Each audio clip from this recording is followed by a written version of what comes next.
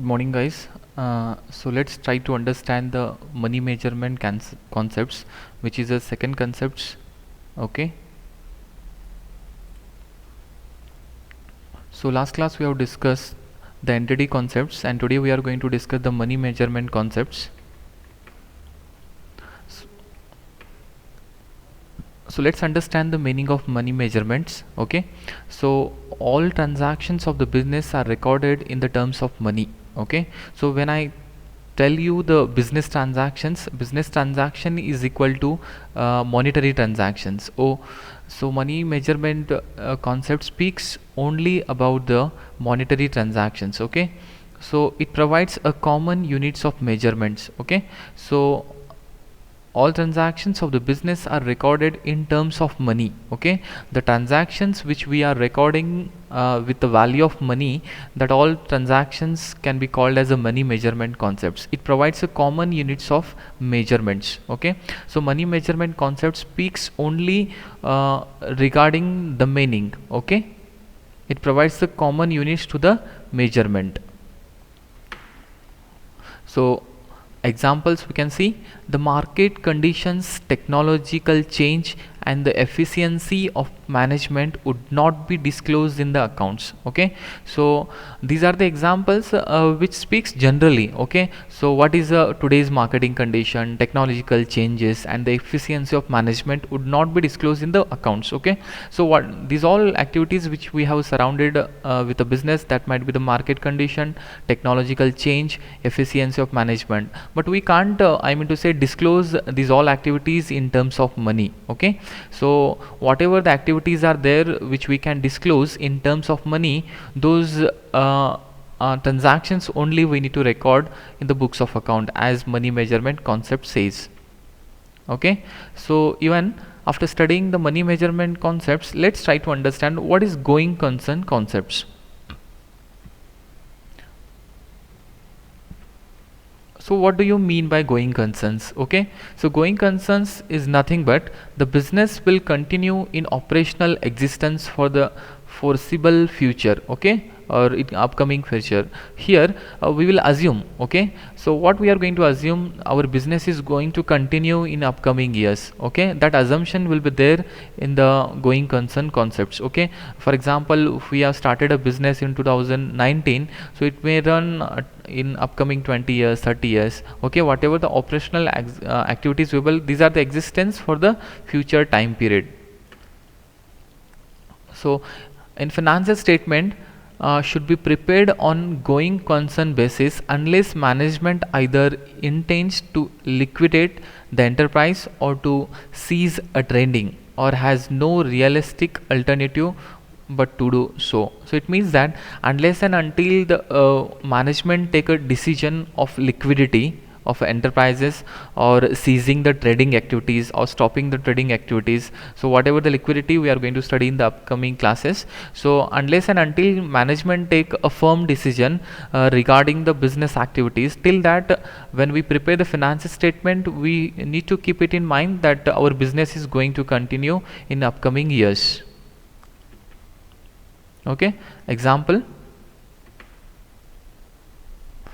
possible losses from the closure of business will not be anticipated in the accounts. Okay, so let's try to understand. Possible losses from the closure of business will not be anticipated in the accounts. Okay, so in when we prepare the books of accounts, possibilities of losses will be there, so that will not be anticipated in the books of accounts.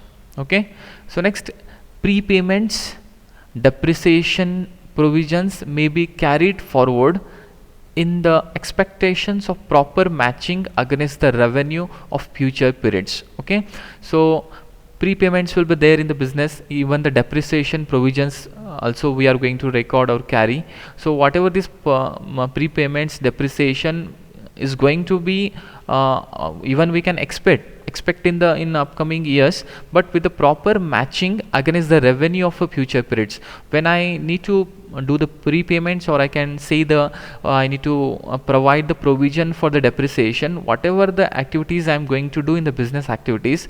So before making the prepayment or provision for the depreciation, I need to study whether it's really matching against the revenues of the future periods or no. So in short, we need to estimate, okay, how much we are going to do the prepayments or pre-expenditures, and what will be our future profit, okay, or profitability, I can say. So then fixed assets are recorded at the historical cost, okay. As per the going concerns, we need to keep it in mind, the fixed assets are always recorded in the historical cost, whatever the cost we have purchased, okay, in previous days.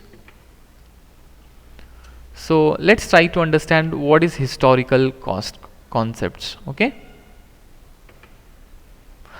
Historical cost, okay, meaning of historical cost: assets should be shown on the balance sheets at the cost of purchase instead of current values, okay.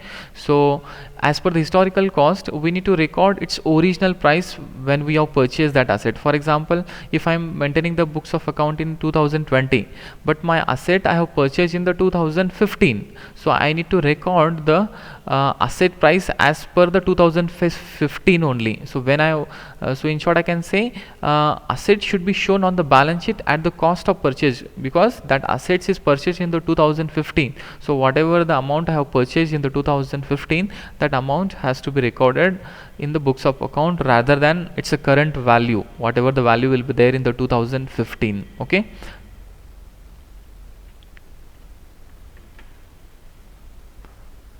Example, okay, let's try to understand with an example. The cost of fixed assets is recorded at the date of acquisition cost, okay. So whatever the acquisition cost will be there first time when we purchase the cost, that fixed assets we are going to record as per the acquisition cost. The acquisition cost includes all expenditure made to prepare the asset for its intended use. It includes the invoice price of the assets, freight charges, insurance, installation cost, okay.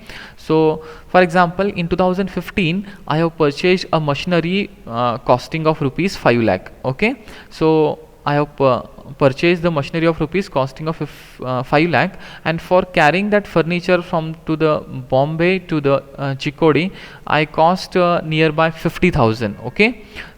Next again, for the installation I have incurred 50,000, and insurance again 50,000, okay. So I have the main purchase price is 5 lakh, again insurance price is 5 lakh, okay. Freight charges is I can say once again I will tell you, I have purchased a machinery costing of rupees 5 lakh. On that I am going to do the extra expenditure. Which kind of expenditure? Carrying, or I can say the freight charges of rupees 50,000, installation charges is 50,000, okay. So whatever the insurance charges will be the 50,000. So whatever this freight, insurance, installation, 50. So 1,50,000 plus 5 lakh original price from which we have purchased from the Bombay. So 5 lakh plus 1,50,000, 6,50,000 will be my I can say the cost of purchase. So as per the cost of purchase, I need to record in the business, okay. So I should not record the current market price of that furniture. What will be the original price, including the purchase price plus freight and insurance and so on, okay.